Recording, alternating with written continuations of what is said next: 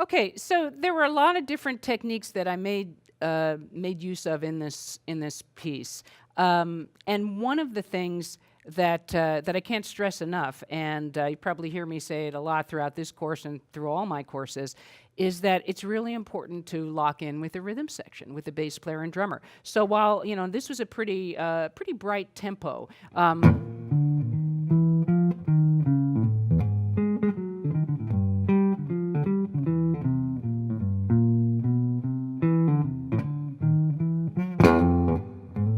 So that's the bass player is walking all the way through, basically playing on all of the downbeats, okay? And the drummer is actually, holding the groove together, but in a real playing situation, not a backing track situation, live, jam session, a studio recording, or a gig. Drummer's going to be playing some accents, usually with the kick and with the snare, and that's what I tried to do. So I start off again with basically our friends, the 4 to the bar and the Charleston.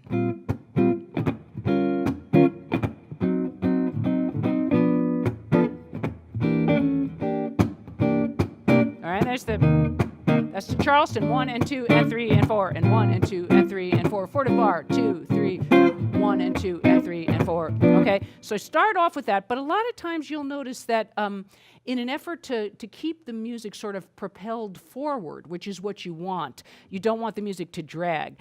Sometimes you'll go to a show and you'll notice the rhythm section is sort of picking up a little bit. That's almost a natural thing, and that's not necessarily a bad thing in a concert situation, because it shows that the band is getting excited, they're into the music. But what you don't want to do in a fast swing tune like this is drag, because then the audience starts to feel like the energy is sort of, it's like a deflated balloon. The energy starts to get sucked out of the music. So what we want to do is we want to keep that going. So you listen to just doing the same thing with the Charleston and 4 to the bar kind of hits, but then listen to some of the anticipations that I'm making that add a little drive, a little forward motion.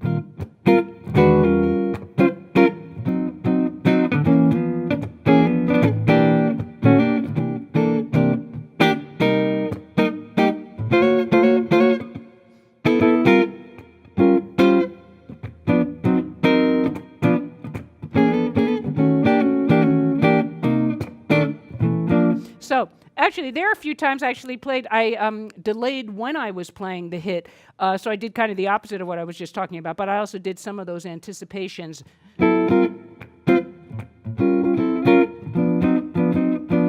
And also approaching the chord from the chord right below it is a very good technique.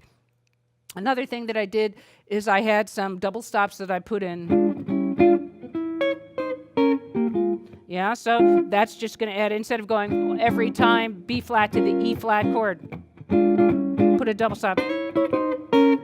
So that took the place of playing that, and then I continued on with the next chord. So that's a very effective thing to do. Then at one point, again, I was playing, I was doing some voice leading and playing more like a rhythm, like a drummer as I got going. See that? So that was that's something a drummer might play.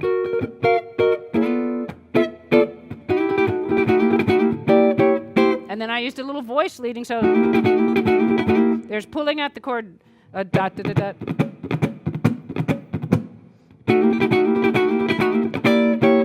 And then again, voice leading, C9, C7 flat 9, C7. So, I'm using a lot of the same ideas that I would use in another piece. The tempo has changed, the chords changed, maybe the keys changed, but the ideas, the rhythmic ideas, can be played in many different songs, and so you just have to learn where and when to apply them.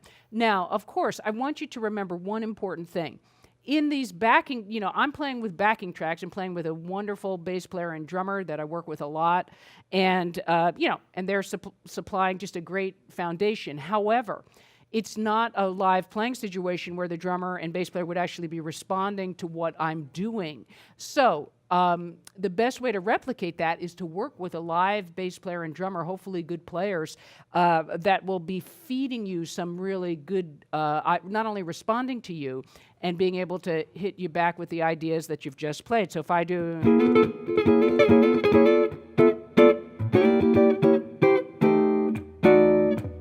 they'll be able to respond, to that with rhythm hits or bass, accentuating different parts of the beat based on what I'm doing, or maybe answering me with a complimentary phrase.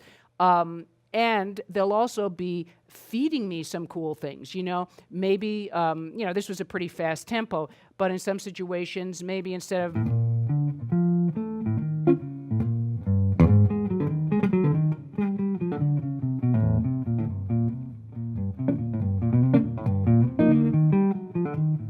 maybe they'll go into a double time kind of figure, and that's going to affect what I play, both as a soloist and comping. So again, what this is all about is it's about using your ear and being able, I've said many times, these are our most important chops right here, right? Using our ears, responding to the other musicians, listening, and letting the music carry us. Let it take you where it wants to go. At one point during the bridge of this tune, or the B section,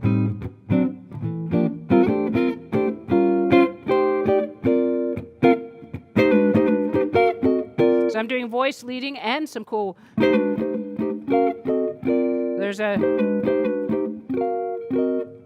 So there was A minor 7 flat 5, and then for the D7, I had a D7 with a sharp 9 and a sharp 5, then a D7 with a sharp 5 and the flat 9 into G minor, and at one point,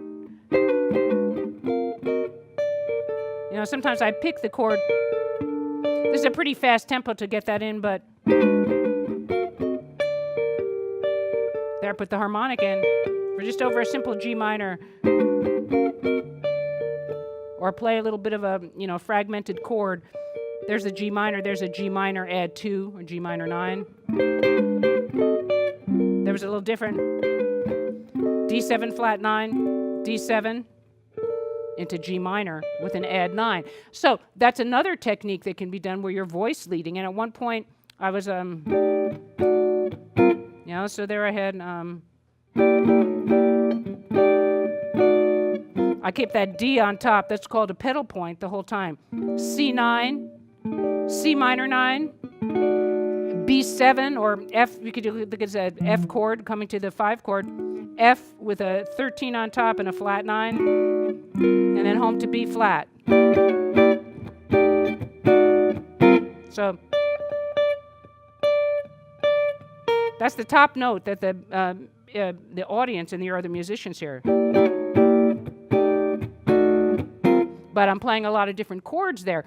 And in my head, a lot of times people will say, well, how do you work on, all of these cool chord voicings and all these rhythms? It's a lot to absorb. Of course it is. So for me now, after playing for such a long time, it's become second nature.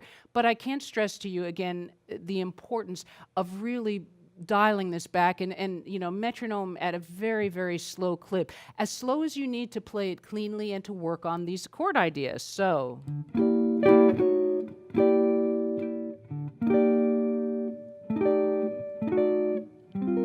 or even slower than that, And same thing as you're, trying to come up with these cool rhythms. You've got to practice really, really slowly. I mean, I can't tell you how important that is. Even now, when I'm working on new ideas, whether I'm composing a piece or maybe I'm transcribing some cool music that someone has given me, a fellow musician or a student, and I'm listening back to, oh, that's a cool line from the saxophonist.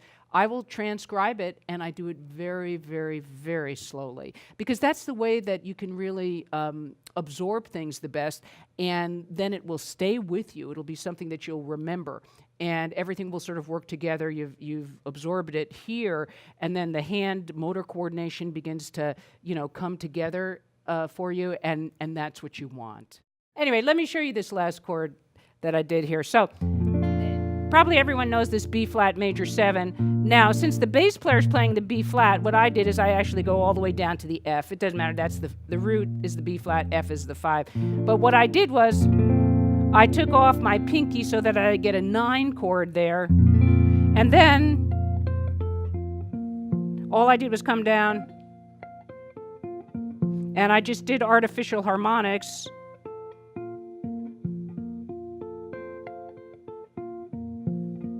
Right off the chord. And I mean, sometimes You can almost do it like that. Okay, you can sort of get them off that way. But, again, the artificial harmonics is something that I worked on for a long time, really painstakingly slow. So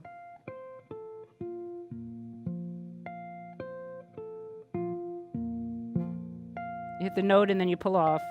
It's just something you have to work on.